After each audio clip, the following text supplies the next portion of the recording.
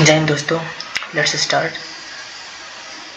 School girl poisoning counting में cross Iran. Iran में लड़कियों को जहर दिया जा रहा है। जो स्कूल गर्ल है उनको, क्या बात है भाई। Dozens of school girls were poisoned on Saturday in several schools across Iran, local media reported, in continuation of the mysterious phenomena that has shaken the country for months. Since last November, many schools, mostly for girls, have been affected by sudden poisoning incidents from gases or toxic substances, in some cases causing fainting and hospitalization. At least 60 students were poisoned in girls' schools. Means girls school में 60 लड़कियों को जहर दिया गया है।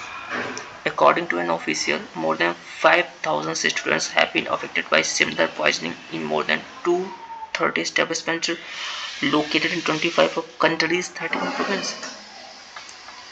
मतलब 5,000 students जहर से इन्फेक्टेड हैं। ये है मुस्लिम राष्ट्र। चलिए आगे देखते हैं।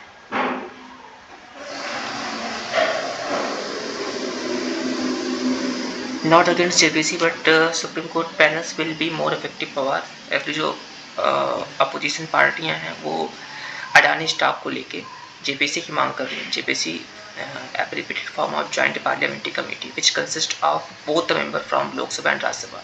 क्योंकि कुछ स्पेसिफिक कमेटी होती हैं जहाँ से, जैसे कि लोकसभा की कमेटी है तो उसमें सिर्फ और सिर्फ लोकसभा के मेंबर रहेंगे। अगर राज्यसभा कमेटी है तो वहाँ पे सिर्फ और सिर्फ राज्यसभा के मेंबर रहेंगे। अगर जेपीसी है, जॉइंट पार्लियामेंट्री कमेटी, तो यहाँ पे लोकसभा के भी मेंबर रहेंगे और राज्यसभा के भी मेंबर रहेंगे। और आगे देखते हैं। Trials can be transferred only in exceptional cases. Trials मतलब कि जिसकी हियरिंग चलती है कोर्ट में, जिसकी सुनवाई होती रहती है। तो इसमें सुप्रीम कोर्ट ने कहा है कि अगर कोई केस की ट्रायल चल रही है तो उसको एक हाई कोर्ट से दूसरे हाई कोर्ट में एक्सेप्शनल केसेस में ही ट्रांसफर किया जा सकता है। ऐसे एग्जाम्पल में आता पढ़ दिया।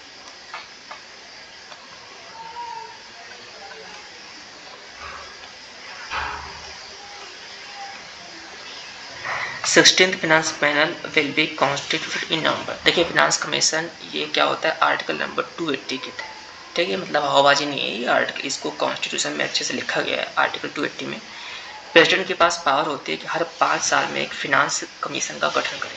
फिनांस कमीशन क्या करता है, फिनांस कमीशन ये बताता है मोटा मोटी सेंटर को कि जो पैसा आता है आपके पास उसका कितना हिस्सा आपको अपने पास रखना है और कितना हिस्सा बाकी के स्टेट में डिवाइड करना है। और स्टेट में एक वर्टिकल डिवीजन होता है, वर्टिकल डिवोल्यूशन जिसको बोलते हो। वर्टिकल डिवोल्यूशन का मतलब कि यूनियन कितना पैसा स्टेट को दे रही है, और एक होता है हॉरिजॉन्टल डिस्ट्रीब्यूशन। अब क्योंकि 28 स्टेट और 8 यूटी हैं तो उनमें कैसे पैसा आपको डिवाइड करना है उसके बारे में बताता है कि कितना पैसा दिल्ली को देना है, कितना पैसा महाराष्ट्र को देना है, कितना पैसा तमिलनाडु को देना है, कितना पैसा यूपी को देना है, कितना पैसा बिहार को देना है, ब्ला ब्ला ब्ला। तो ये चीज़ इसमें बताता है। तो ये 5 साल के लिए मीन्स जो इसका रिकमेंडेशन होता है वो 5 साल तक मान्य होता है।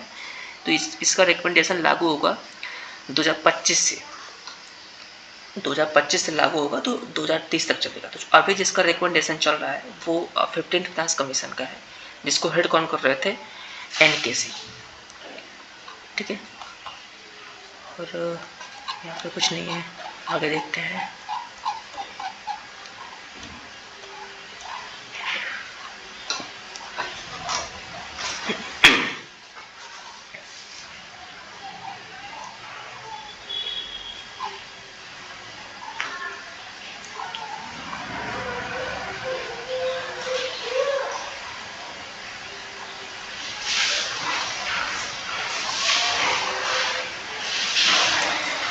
In pursuit of magic number, physicists discover new uranium isotope. ये while studying the atoms of heavy elements, physicists in Japan discovered a previously unknown isotope of uranium with atomic number 92 and mass number 241, that is uranium 241. ये Japan के कुछ physicist हैं जिन्होंने discover किया है uranium के isotope. Uranium का इस्तेमाल कहाँ पे होता है, न्यूक्लियर टेक्नोलॉजी में। ठीक है, जैसे कि जो भी पावर प्लांट आपके न्यूक्लियस एनर्जी पे बेस्ड रहते हैं वहाँ पे यूरेनियम हुआ, थोरियम हुआ, इन सब चीज़ों का इस्तेमाल किया जाता है एज अ फ्यूल। तो एक उसका नया आइसोटोप जापान के जो भौतिकवेत्ता हैं उन्होंने खोजा है। तो इस पूरे आर्टिकल में उसी के बारे में डिस्कशन किया गया है। आइसोटोप क्या होता है जान लेते हैं। N isotope is a variant of an element that has the same number of protons but a different number of neutrons in its nucleus। Nucleus में क्या होते हैं, प्रोटॉन होते हैं, न्यूट्रॉन होते हैं। कोई एटम होता है तो उसमें क्या होता है, उसके अंदर न्यूक्लियस होता है, उस न्यूक्लियस के अंदर प्रोटॉन होता है और न्यूट्रॉन होता है। तो जो प्रोटॉन का नंबर होता है वो सेम होता है दो न्यूक्लियस में, तो वो एक दूसरे के आइसोटोप होते हैं। जैसे कोई न्यूक्लियस ए है और कोई न्यूक्लियस बी है, दोनों के अंदर अगर सेम नंबर ऑफ प्रोटॉन, 5 इसमें भी 5 इसमें भी, तो इसका मतलब ये हुआ कि वो एक दूसरे के आइसोटोप होते हैं। कहने का मतलब उनका परमाणु क्रमांक, एटॉमिक नंबर सेम होता है तो वो आइसोटोप होते हैं। ठीक है, अगर एटॉमिक मास सेम होता है तो आइसोबार हो जाते हैं। तो आइसोटोप का मतलब कि एलिमेंट का एटॉमिक नंबर वही रहेगा, एटॉमिक मास चेंज हो सकता है। ठीक है, prior infection driving dengue virus evolution in India. People with prior infection, इसमें ये बताया गया कि prior infection driving dengue virus evolution in India, जो जिनको डेंगू से पहले इन्फेक्टेड हो चुके हैं वो कहीं ना कहीं डेंगू को इवॉल्व करने के लिए काज बन रहे हैं। इवॉल्व मतलब कि वो थोड़े से और बेहतर बनते जा रहे हैं जो डेंगू की वायरस है। ठीक है, people with prior infection are protected from, let's people with prior infections are protected from reinfection by the some stereotype, but a different stereotype can cause a second infection। मतलब वो reinfection हो सकते हैं, ऐसा इसमें बताया गया है, सेकंड इन्फेक्शन को हो सकता है। और जो सेकंड इन्फेक्शन होता है जनरली काज मोर सीवियर डिसीज। जो फर्स्ट इन्फेक्शन के थ्रू आपको डिसीज आती है उसके कंपेरेटिवली सेकंड जो डिसीज होती है ये काफ़ी ज़्यादा सीवियर, मतलब काफ़ी ज़्यादा भारी भरकम होती है। Protection against the virus that is identical to the one that caused the first infection lasts for a long time, but viruses that are a bit look alike of the stereotype that cause the first infection have a greater ability to cause severe disease। वही इसमें बताया गया कि जो second infection होता है उसकी वजह से जो सीवियरिटी होती है डिसीज़ की, जो डिग्री ऑफ सीवियरिटी होती है वो इंक्रीज कर जाती है। DENV4ID ये इसका एक लिनेज है, लिनेज का मतलब किसी के फैमिली का मेंबर है। और ये DENV4ID जो लिनेज है ये सबसे ज़्यादा कहाँ पाया जाता है, आपके साउथ इंडिया में, यानी कि तमिलनाडु, कर्नाटका, आपका तेलंगाना, केरला, यहाँ सब पे ज़्यादा पाए जाते हैं। इसका जो वेक्टर है Aedes aegypti mosquito can carry any of the 4 dengue virus stereotypes. अभी जो एडिस एजिप्टी मॉस्किटोज है ये इसके काटने से डेंगू नहीं होता। एक्चुअली ये करता है क्या, ये इस वेक्टर को, यानी कि इस वेक्टर को जिसके बारे में यहाँ पे चर्चा करी गई लेके कैरी करता है और जिसके ऊपर बैठता है, ठीक है, उसके ब्लड में उसको इंजेक्ट कर देता है और फिर उसको डेंगू हो जाता है। ये इसमें बताया गया most dengue virus evolution happens in the E dengue and evolution is driven primarily due to infection with the host immune system.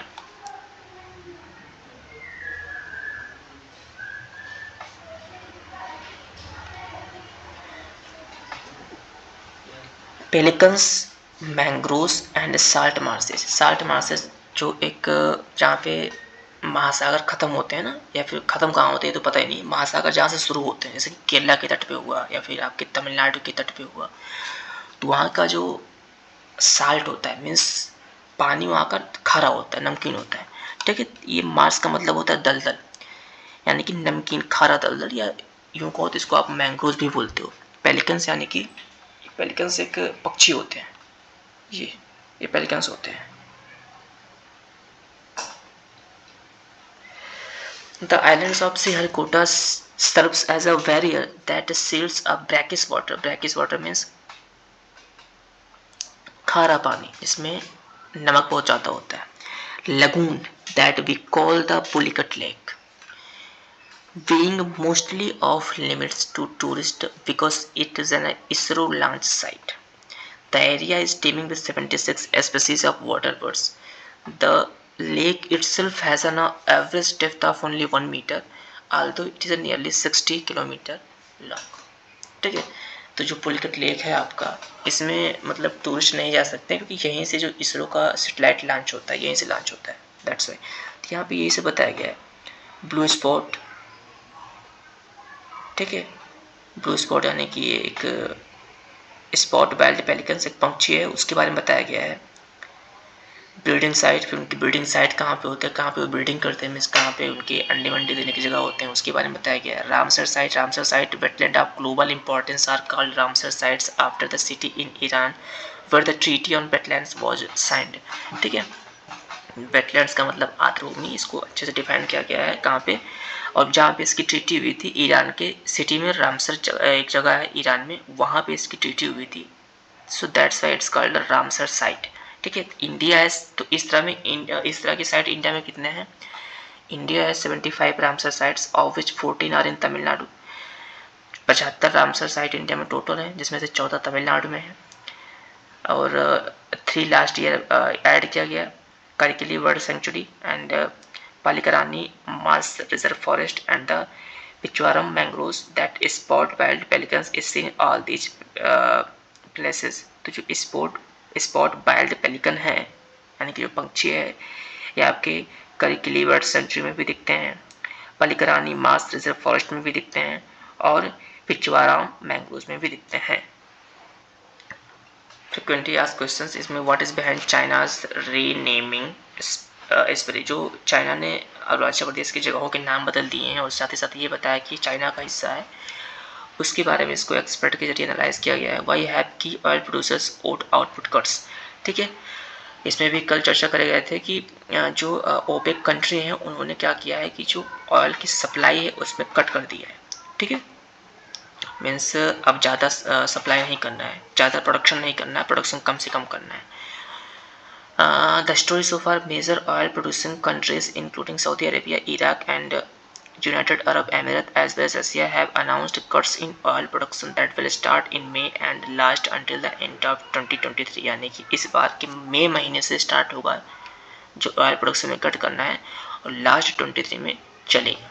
ठीक है, why are OPEC plus countries cutting crude oil production, इसमें ये बताया गया है कि जो OPEC country हैं वो इसमें प्रोडक्शन में कमी क्यों कर रही हैं। सो इसमें जो रीज़न दिया गया है कि मार्केट में स्टेबिलिटी बनाए रखने के लिए, कि मार्केट स्टेबल रहे। What are the places on the list, sorry China वाला है, and are the output cuts significant, तो क्या जो आउटपुट में कट्स होगा वो सिग्निफिकेंट है। As per the latest voluntary production adjustment Saudi Arabia will be cutting 5 lakh barrels a day. जो सऊदी अरेबिया वो एक दिन में तकरीबन 5 लाख बैरल कट करेगा। ठीक है, और इराक वहीं पे 2,11,000 के आसपास, UAE 1,44,000, Kuwait 1,28,000, Kazakhstan 78,000, Algeria 48,000, Oman 40,000 and Gabon 8,000 barrels एक दिन में ये लोग कम प्रोड्यूस करेंगे। ठीक है,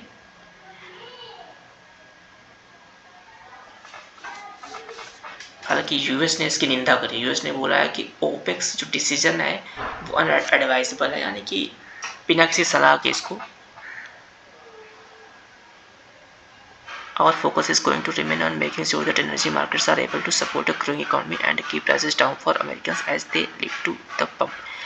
ठीक है, हाँ, यूएस ने बोला है कि जो ओपेक का डिसीजन है ये पूरी तरह से अनएडवाइजेबल है, यानी उन्होंने इसकी निंदा करी है। जो हमारा फोकस रहेगा वो मार्केट में एनर्जी का जो फ्लो है वो बना रहे और इकॉनमी ग्रो करती रहे। How will it impact India, अब इंडिया के ऊपर इसका क्या इफेक्ट पड़ेगा। According to the world Energy Outlook 2021 data, India ranks third in the world in crude oil importers after China and US। तो सबसे ज़्यादा क्रूड ऑयल कौन इंपोर्ट करता है, चाइना, उसके बाद यूएस, उसके बाद इंडिया, यानी कि हम तीसरे नंबर पे हैं। While it ranks a distant 21 in crude oil production and 26 in natural gas production. अगर वहीं प्रोडक्शन की बात करें तो प्रोडक्शन में अगर प्रोडक्शन की लिस्ट बनाई जाती है तो उसमें इंडिया 21वें नंबर पे आता है ऑयल प्रोडक्शन में, और गैस प्रोडक्शन यानी कि एलपीजी उसमें 26वें नंबर पे आता है। The disparity in two rankings shows the countries increasing reliance on imports to meet its energy needs, मतलब कि हम कहीं ना कहीं ज़्यादा बाहर से तेल खरीदने पर निर्भर हैं। India's crude oil import from Russia touched new heights in February this year, reaching 1.6 million barrels per day। हम रसिया से तकरीबन एक दिन में 1.6 मिलियन बैरल पर डे खरीद रहे हैं। It's a very huge amount. This was more than the combined imports from conventional suppliers like Iraq and Saudi Arabia. At the same time, supply from Iraq and Saudi Arabia touched a 16-month low. यानी कि हम इधर से western Asia से तेल कम खरीद रहे हैं, रसिया से तेल ज़्यादा खरीद रहे हैं. Russia's increased share in India's crude oil import is direct consequence of the fallout between Russia and Western countries following its Ukraine invasion that began in February 2022. The US and countries in Europe decided not to buy crude oil from Russia in a bid to isolate the country on an international scale. तो ये जो Russia ने Ukraine के ऊपर हमला किया तो उसको लेकर यूएस यानी कि अमेरिका और यूरोप ने ऐसा डिसाइड किया कि हम यहाँ से तेल खरीदेंगे नहीं और इनको इंटरनेशनल मार्केट से कट कर देंगे. Empire builders of middle India. Okay, ये मुगलों को हटाया जा रहा है ना सिलेबस से, तो उसी को लेकर इसमें चर्चा करी गई है. मोनार्क विथ ए विजन, ये आपके भूटान के किंग हैं, इनके बारे में बताया गया. ये फिनलैंड के प्राइम मिनिस्टर हैं, इनके बारे में बताया गया है.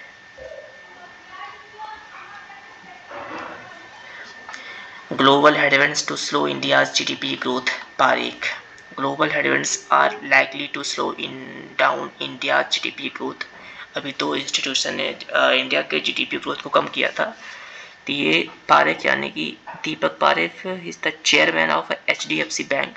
इन्होंने बोला है कि इंडिया की जीडीपी में जो ग्रोथ है वो स्लो हो सकता है.